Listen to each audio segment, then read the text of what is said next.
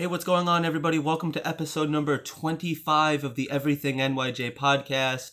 I am, as always, your host, Liam, and this team, man. This New York Jets team. It's the gift that never ends.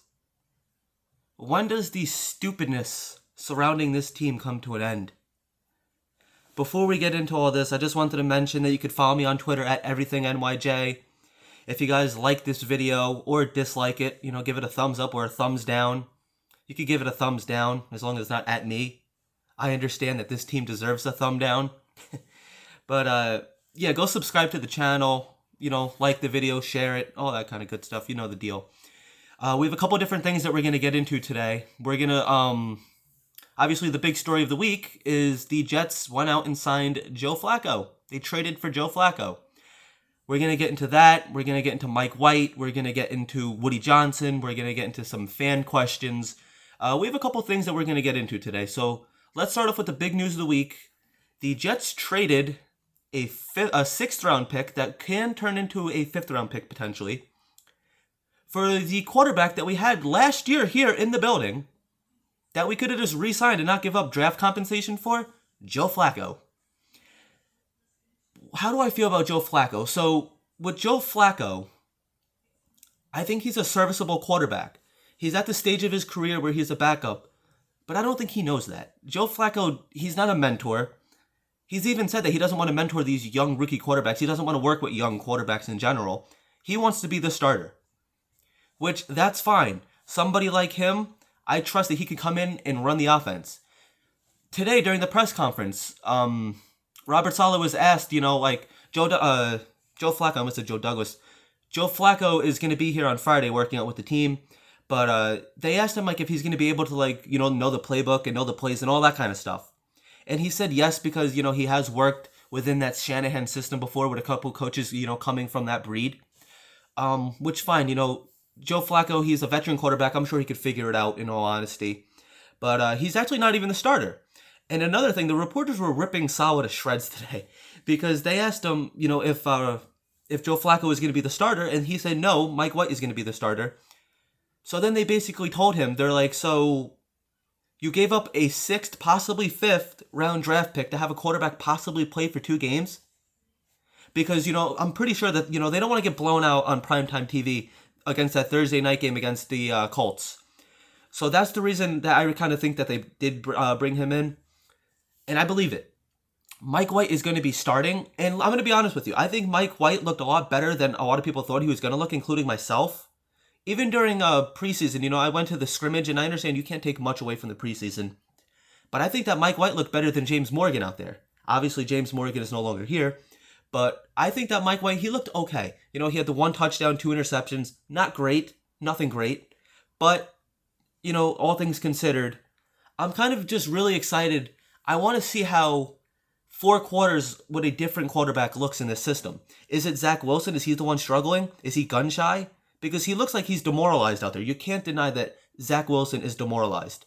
And listen, you never want to see your rookie quarterback getting injured. Any quarterback for that matter. You really don't even want to see any player get injured, just to make that clear. But coming off of a bye week, you figured these guys would be ready, and they came out flat as a pancake. I went over this in my review reaction video. So just touching on it a little bit more. Like I said, I'm interested to see what 4 quarters of a different quarterback looks like. Just something that Zach Wilson, I can't even talk. Something that Zach Wilson can just sit back and just watch somebody else run the system. It's the same plays, same playmakers out there, same talent. Just see it through another quarterback's perspective. And I think that this is where I keep saying Joe Douglas. This is where Joe Flacco would really flourish. This is where he would come in and help. He doesn't have to necessarily help Zach Wilson. Just run that offense for him. See what is Joe Flacco doing that maybe Zach Wilson wasn't doing. Like I said, Mike White is going to be playing Sunday. Am I looking forward to it? No, not really. But like I said, I kind of want to see what he's going to do. How is this going to look? Is it going to look different? Is Zach Wilson the issue? Or is the play calling the issue? Because right now we could argue that all of them are the issue. I don't think that we can point at one specific thing and say that's the problem. It's a cumulative effort. there's issues all over the offense, all over the team, really. But, particularly we're talking about the offense today. So, yeah, all across the offense, the offensive line, Greg Van Roten is atrocious. Why he's still on the team, I don't even know. I would go in there and play freaking guard or tackle, whatever he plays, guard. I could probably do a better job than him. Anybody can do a better job than him. He's just standing there. He's standing there with his hands on Morgan Moses' back. Just standing there. Like they're hugging. They're best friends. They're hugging it out. Come on. You can't make it up with these guys, man. You really can't make it up with these guys. Anybody can do a better job than him. And this is my one fear with Joe Flacco. Joe Flacco is a statue. When Joe Flacco was an all-star quarterback, mobile quarterbacks weren't really the in thing at the time. It was kind of just like a lot of statues and, just throwing it downfield. That's fine. But I don't think this offensive line is good enough to protect Joe Flacco. Mike White, I don't know how mobile he is. Maybe he is a little bit mobile. I don't know. But this offensive line has already gotten one quarterback hurt. How many other quarterbacks are we going to get hurt? This offensive line, it's mainly the same guys that Sam dealt with, and Sam dealt with multiple injuries. So this offensive line needs to get overhauled during the draft. I've been calling for it. This past draft, I want to go all offense. And then this year, I was going to go all defense. That was my plan. Obviously, they didn't go through with that.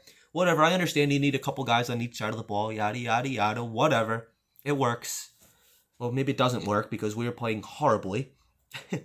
But, like I said, I think Joe Flacco does have the best chance at, succeeding in this offense just because he's a veteran quarterback.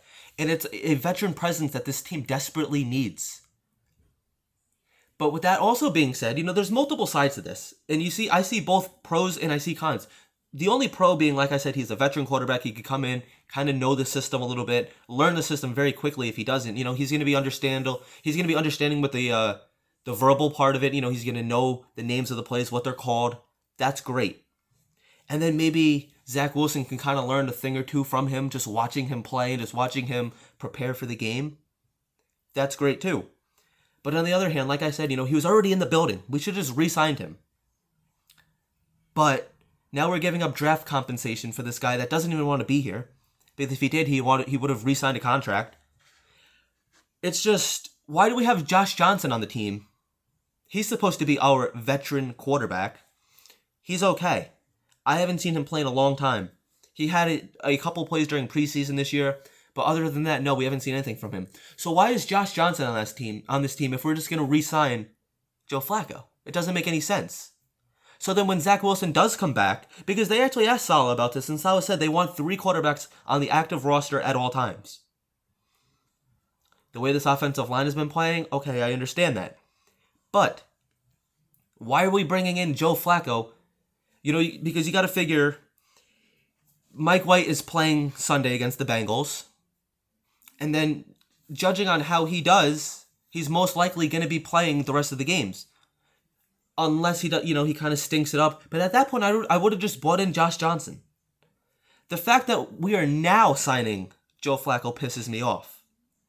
We had to wait for our rookie quarterback to get injured in order to say, oh my God, we need a veteran quarterback? Were we not all saying this back in May, April, at the draft? Soon as Zach Wilson got drafted, one of the first things I said was, okay, now we got to bring in somebody like a Nick Foles or a Mullins or somebody like that. The fact that we're doing it now, after he has a torn PCL in his knee, it doesn't make any sense. This team is still a circus. This team is incompetent. They still don't know what they're doing. Like I said, different faces, same results of last year. This is just as bad of a circus as it was with Adam Gase. Robert Saleh doesn't wear a hat and he's bald. And he's not all kooky-eyed. But on, the results of the team doesn't look any different at all. And now we're bringing in Joe Flacco. That should have already been here. That's the point I'm trying to make. And I understand I'm repeating myself. Fine. Joe Flacco, what were his 2020 stats with the Jets? 864 yards, 6 touchdowns, 3 interceptions. Not horrible for the amount of times he played. He was serviceable when he was here. You think back, they almost won that New England game last year. he said that he's very excited. Joe Flacco himself said that he's very excited to be working with Denzel Mims.